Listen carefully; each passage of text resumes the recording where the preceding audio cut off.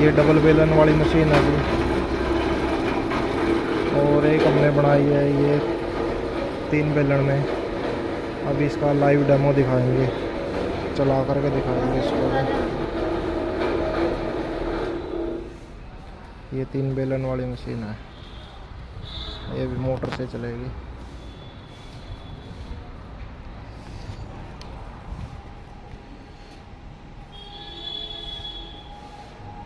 लाता थोड़ा माइक में